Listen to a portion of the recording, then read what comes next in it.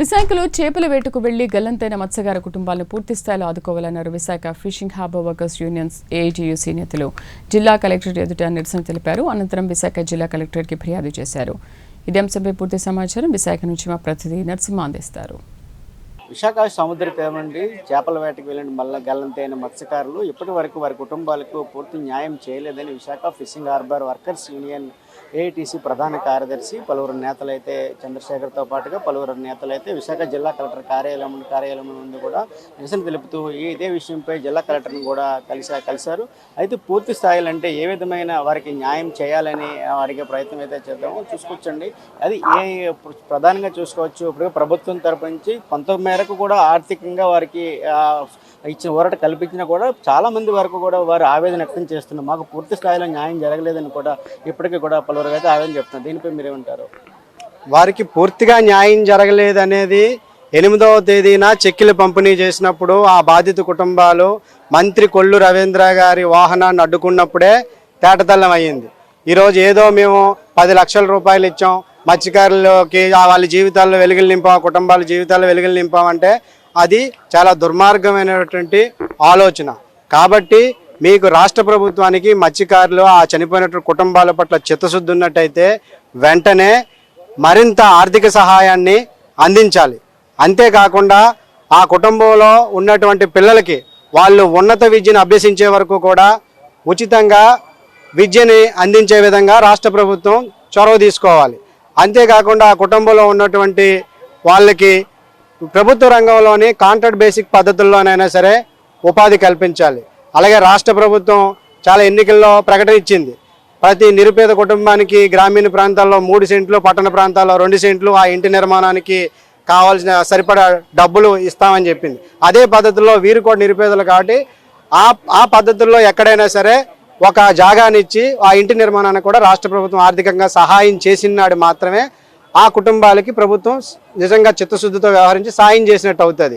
ఇంకొక దుర్మార్గం, బాధాకరమైన విషయం ఏంటంటే ఎక్కడైనా ప్రమాదంలో మరణిస్తే వారి పార్థివ దేహాలైనా ఆ కుటుంబాలకు దక్కుతాయి. కానీ సముద్రంలో గల్లంతయ్యి మరణించినటువంటి మత్స్యకారులకి ఆ కుటుంబాలకి వేదన రోదన తప్ప వాళ్ళ పార్థివ దేహాలు ఆఖరి చూపు చూసుకునేటువంటి పరిస్థితి లేదు. ఇప్పుడు చనిపోయినటువంటి 6 పరిస్థితి, వాళ్ళ కుటుంబాల పరిస్థితి కూడా అంతే.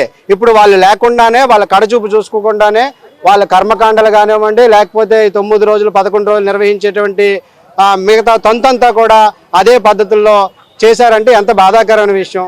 కాబట్టి మీరు ఎన్నికల్లో ఓట్లు సాధనాల మాదిరిగా మత్స్యకారులను చూడడం కాకుండా వాళ్ళ పట్ల, వాళ్ళ కుటుంబాల పట్ల, వాళ్ళ జీవితాల పట్ల చిత్తశుద్ధితో వ్యవహరించి మీరు మీ ప్రభుత్వ చిత్తశుద్ధి నిరూపించుకోవాలి. ఇప్పుడు ఇచ్చినటువంటి 10 లక్షల్లో గతంలో ఇచ్చినటువంటి ప్రభుత్వం 5 లక్షల రూపాయలు జగన్మోహన్ రెడ్డి టైంలో పెంచారు.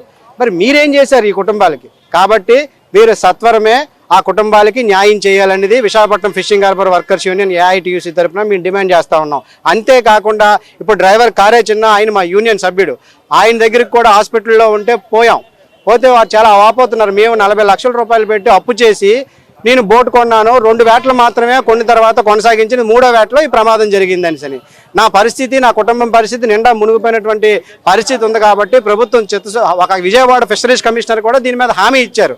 ఏది నోటి మాట ద్వారా, రాతపూర్వకంగా ఎటువంటి హామీ ఇవ్వలేదు. కాబట్టి డ్రైవర్ కారే చిన్న విషయంలో కూడా రాష్ట్ర ప్రభుత్వం వెంటనే స్పందించి ఆ బోటును కూడా రాష్ట్ర ప్రభుత్వం కొనుగోలు చేసి ఆయనకు ఇవ్వాలనేది Visakhapatnam fishing harbour workers union తరఫున మేము డిమాండ్ చేస్తా ఉన్నాం. లేని పక్షంలో ఆ బాధిత కుటుంబాల పక్షాన్ని నిలబడతాం, భవిష్యత్తు పోరాట కార్యాచరణ రూపొందిస్తాం, ప్రభుత్వాలు మెడలోంచినైనా సరే ఈ డిమాండ్లన్నీ కూడా సాధిస్తామని సందర్భంగా తెలియజేస్తా ఉన్నాం.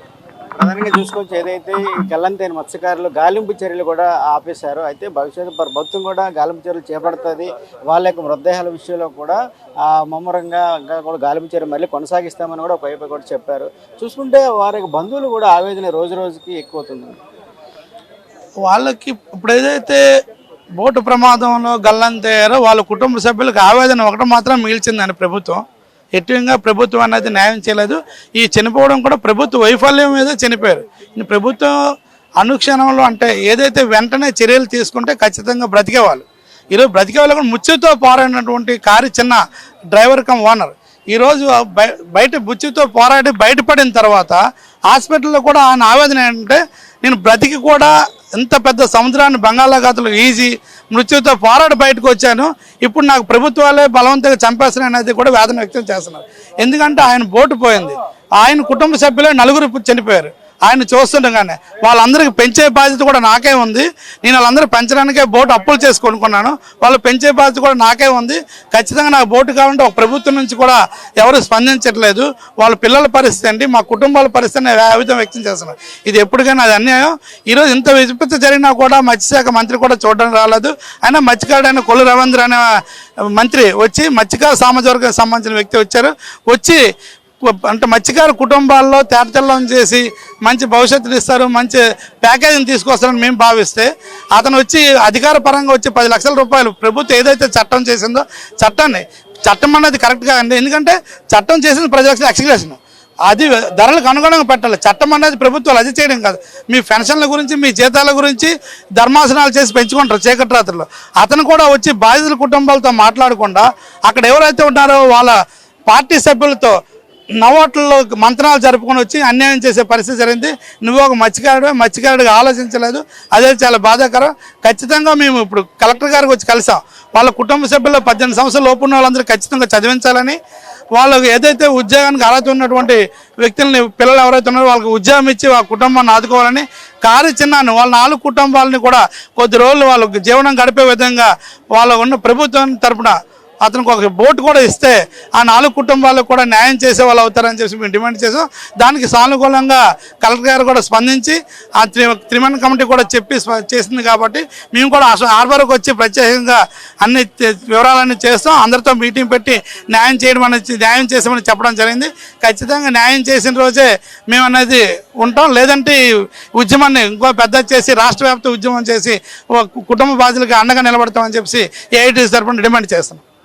ఇది ప్రధానంగా చూసుకుంటే ఏదైతే విశాఖ జిల్లా కలెక్టర్ కలవడం జరిగిందని, ఇదే సమస్యల మీద ఎవరైతే మత్స్యకారులను గల్లంత అయిన నేపథ్యంలో వారికి పూర్తి స్థాయిలో న్యాయం జరగలేదని, దీనిపై కూడా కలెక్టర్ కూడా సానుకూలంగా స్పందించారని, ఇదే సమస్యను కూడా భవిష్యత్ కాలంలో పరిష్కరించకపోతే ఉధృతం చేస్తామని కూడా ఏఐటీసీ నాయకులు అయితే చెప్పడం జరిగింది. కెమెరామెన్ సూర్యతో నరసింహ, ప్రైమ్ లైన్, విశాఖ జిల్లా కలెక్టర్ కార్యాలయం నుంచి.